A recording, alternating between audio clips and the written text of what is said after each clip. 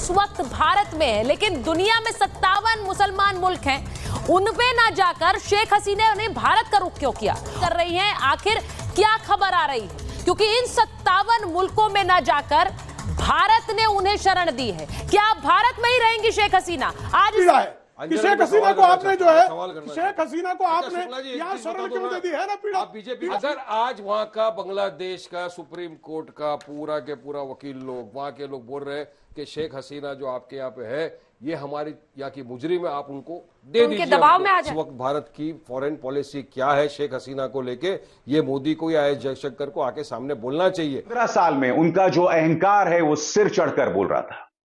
ये इस बात का सबक भी है, जब आप लंबे समय तक सत्ता में रहते हैं तो आपके अंदर अहंकार बढ़ जाता है, तानाशाही सोच बढ़ने लगती है, आप प्रेस पर अंकुश डालते हैं, आप अपने विरोधियों को जेल में डालने लगते हैं। पाकिस्तान ये साजिश रच रहा था तो राष्ट्रीय सुरक्षा सलाहकार अजीत डोभाल क्या कर रहे थे? एक शब्द आ रहा है प्रत्यर्पण। खबरें तैर रही हैं कि क्या हमें शेख हसीना को प्रत्यर्पित करना पड़ेगा, किस तरह के रूल्स हैं, कहां पेच फंस रहा है ये। और मुश्किल अब ये हो गई है कि भारत में क्या शेख हसीना रह पाएंगी, कितने दिन के लिए रह पाएंगी। उनके पास पर्सनल कोई पासपोर्ट नहीं है, ये बात तो अमेरिका से शरण मांगी थी, अमेरिका ने इनकार कर दिया, वीज़ा रद्द कर दिया उनका। आंदोलन था शेख हसीना के खिलाफ, उनका आंदोलन था शेख हसीना की नीतियों के खिलाफ, शेख हसीना के काम करने के तरीके के खिलाफ, वो उससे नाराज थे। भारत में ही अगर उनको शरण मिली रहती है तो इसका कितना असर भारत और बांग्लादेश के संबंधों पर पड़ सकता? नाजरीन, जैसा कि आपने हाईलाइट में देखा, मज़ीद वीडियो आपके साथ आगे चलकर शेयर करते हैं। बांग्लादेश ने इंडिया से कहा है कि हसीना वाजिद को वापस करो वरना तुम्हें नताइज भुगतना पड़ेंगे, जिसके बाद इंडियन मीडिया आपस में ही उलझ पड़ा है कि हसीना वाजिद को वापस करना चाहिए या नहीं। जब से हसीना वाजिद की हुकूमत गई है वो इंडिया में पनाह गुज़ीर है। तो चलिए आपको मज़ीद वीडियो की तरफ लेकर चलते हैं कि इंडियन मीडिया इस बारे में क्या कहता है। आज महाभारत में बात करेंगे कि भारत में है हसीना, लेकिन 57 मुल्क कहाँ हैं? और ये मैं इसलिए पूछ रही हूं क्योंकि शेख हसीना इस वक्त भारत में है, लेकिन दुनिया में 57 मुसलमान मुल्क हैं, उनपे ना जाकर शेख हसीना ने भारत का रुख क्यों किया? और भारत में अब शेख हसीना क्या तैयारी कर रही हैं? आखिर क्या खबर आ रही है? क्योंकि इन 57 मुल्कों में ना जाकर भारत ने उन्हें शरण दी है। क्या भारत में ही रहेंगी शेख हसीना? आज इस पर होगी बात। इसी के साथ साथ महाभारत में बात होगी कि क्या हसीना की वापसी, तख्ता पलट रिटर्न होने वाला है। शेख हसीना के बेटे ने जो बड़ी बात कही है, पहले जो शेख हसीना का परिवार कह रहा था वो बांग्लादेश नहीं जाएंगी, अब कह रहा है बांग्लादेश जाएंगी, वापस जाएंगी और उसकी तैयारी चल रही है। वो तैयारी क्या है? क्या है कि शेख हसीना को आपने जो है शेख हसीना को आपने यहाँ शरण क्यों दे दी है ना पीड़ा? पीड़ा दिखी कि नहीं दिखी आप लोगों को? अच्छा, रहमान हमारे लिए मित्र थे, शेख हसीना हमारी मित्र हैं, बिल्कुल मित्रों के साथ खड़े रहना भारत को आता है। हम दलाई लामा के साथ खड़े रहे, हम आंग सूकी के साथ खड़े रहे, हम शेख हसीना के साथ खड़े रहेंगे। सारी जगहों का नाम ले लिया, आप ये बोलना भूल गए कि भारत फिलिस्तीन के साथ भी खड़ा है। वाजपेयी जी भी खड़े थे, महात्मा गांधी भी खड़े थे, हम भी खड़े थे, लेकिन आप लोग नहीं खड़े हो। आज आप तो झंडा लेके घूम रहे हो दिल्ली की सड़कों पे, स्टैंड पे। अगर आज वहां का बांग्लादेश का सुप्रीम कोर्ट का पूरा के पूरा वकील लोग वहां के लोग बोल रहे हैं कि शेख हसीना जो आपके यहाँ पे है ये हमारी यहाँ की मुजरिम है, आप उनको दे दीजिए। दबाव में आ जाए, क्या करेंगे? दे दीजिए।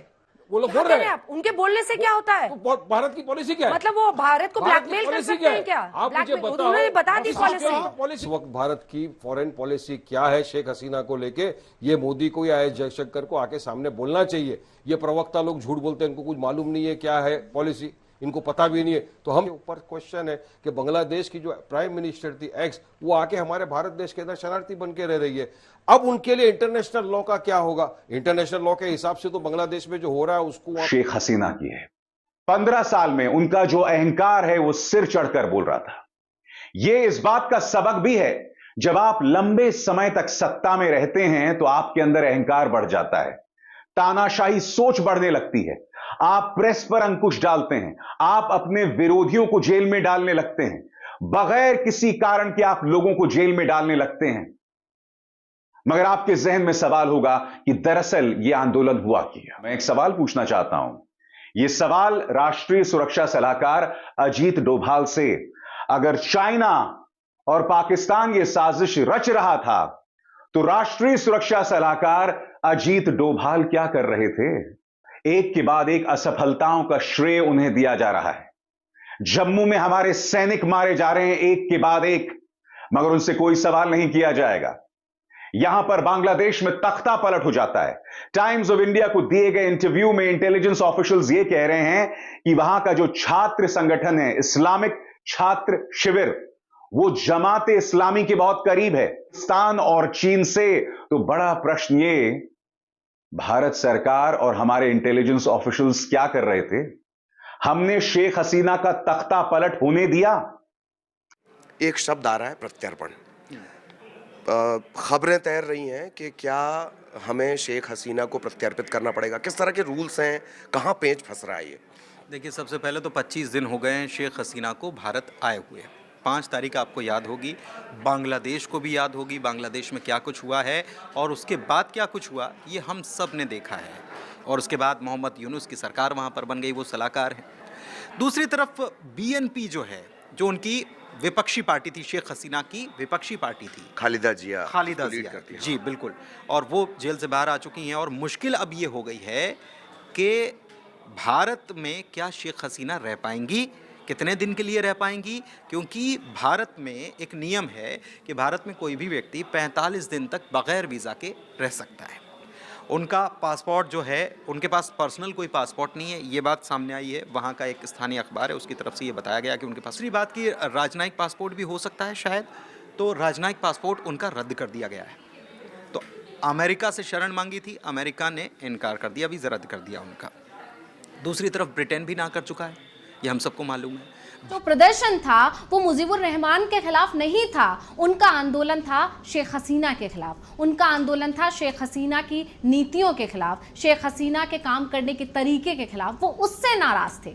उनको मुजीबुर रहमान से कोई तकलीफ नहीं थी, लेकिन उनके आंदोलन की आड़ में कुछ और जो आंदोलनकारी तत्व हैं जो और शेख हसीना लगभग 1 महीने से भारत में है और बीते महीने 5 तारीख को ही शेख हसीना का तख्ता पलट हुआ था और बांग्लादेश से वो भारत आई हैं और तब से भारत में ही मौजूद हैं। ऐसे में सवाल ये उठ रहे हैं कि आखिरकार शेख हसीना का अगला कदम क्या होगा और भारत के पास मौजूदा समय में शेख हसीना को लेकर क्या विकल्प बचे हुए हैं, क्योंकि बांग्लादेश में अंतिम सरकार चल रही है। शेख हसीना जो कि पहले लंदन जाने का प्रयास कर रही थी, लेकिन तमाम जो प्रोसेस होता है उसके चलते नहीं जा पाई हैं, फिलहाल भारत में ही रुकी हुई हैं। हमारे साथ एम्बेसडर दीपक बोहरा जुड़ चुके हैं और पहला सवाल मेरा आपसे यही है कि शेख हसीना पिछले 1 महीने से भारत में हैं, कहाँ पर हैं? बहुत सुरक्षित स्थान पर होंगी, किसी को इसकी जानकारी नहीं है, लेकिन शेख हसीना का अगला कदम क्या होने वाला है, क्या कदम वो उठा सकते हैं? एक्सप्लॉयटेशन ना हो, ऐसी पनिशमेंट ना दी जाए जिसके लिए उन्होंने कुछ ना किया, ये सारी चीजें देखकर फिर भारत सरकार निर्णय लेगी। अब वो आपने कहा कि वो इंग्लैंड जाना चाहती थी। सर, मेरा ये मानना है, आप ये भी जानते हैं, मैं भी जानता हूं और करोड़ों लोगों को बताना चाहता हूं, इंग्लैंड तो टट्टू है अमेरिका का। अगर अमेरिका कहेगा कूदो तो ब्रिटेन कहता है अच्छा बताइए कितना ऊंचा कूदूं। अपना तो दिमाग है नहीं उन लोगों का। उन्होंने मना किया, किसी को लेना चाहते भारत से जितने भगोड़े हैं ना वो सबको रख लेते हैं, वहां पे कोई प्रोसेस नहीं होता इनका। और फिर वापस जब उनको हम मांगते कहते हो जी हमें ये प्रोसेस करना है वो करना है, तो वो वहां तो जाएंगी नहीं। भारत में इसलिए आई है कि पहले भी यहाँ उनको शरण मिली है और वो अपने आप को सुरक्षित महसूस करती है। तो मेरा मानना है वो यहाँ रहेंगी जब तक उनको लगता है कि बांग्लादेश के हालात ऐसे हो जाएं कि वो वापस जा सके। भारत इसकी बात करें कि शेख हसीना के पास क्या क्या विकल्प बचे हैं, अगर मैं सबसे पहले आपसे ऑप्शन नंबर 1 पर बातचीत करना चाहूं, कौन सा ऐसा तीसरा देश हो सकता है जो अब शेख हसीना को शरण दे सकता है भारत के अलावा? क्योंकि हमने ये भी देखा था कि सऊदी अरब का नाम सामने आया था, इसके अलावा दुबई में शरण लेने की बात सामने आ रही थी, कुछ यूरोपियन जो देश हैं वहां पर इस तरह की खबरें आ रही थी। तो क्या आपको लगता है अभी भी किसी तीसरे देश में राजनीतिक तौर पर शरण दिलाने का प्रयास भारत की तरफ से या शेख हसीना की तरफ से किया जा रहा है? मेरा जो मानना है कि वो खुद नहीं जाना चाहेंगी। आपको कि भारत में ही अगर उनको शरण मिली रहती है तो इसका कितना असर भारत और बांग्लादेश के संबंधों पर पड़ सकता है, खासतौर पर जब वहां पर अंतरिम सरकार है, मोहम्मद यूनुस की सरकार है और तमाम जो आवाजें वहां से भारत के खिलाफ उठ रही हैं। ऐसी स्थिति में भारत के सामने क्या चुनौतियां रहेंगी इस समय बांग्लादेश को लेकर? जब शेख हसीना को अगर भारत में रखना होगा, क्या भारत अपने आप को सहज महसूस कर पाएगा द्विपक्षीय संबंधों को बरकरार रखते हुए शेख हसीना को भारत में रखने को लेकर? भगवान ना करे ऐसा हो। मान लीजिए कि कल शेख हसीना नहीं है तो क्या उसका असर नहीं पड़ेगा कोई? क्या वो लोग शांत हो जाएंगे? मेरा नहीं है मानना।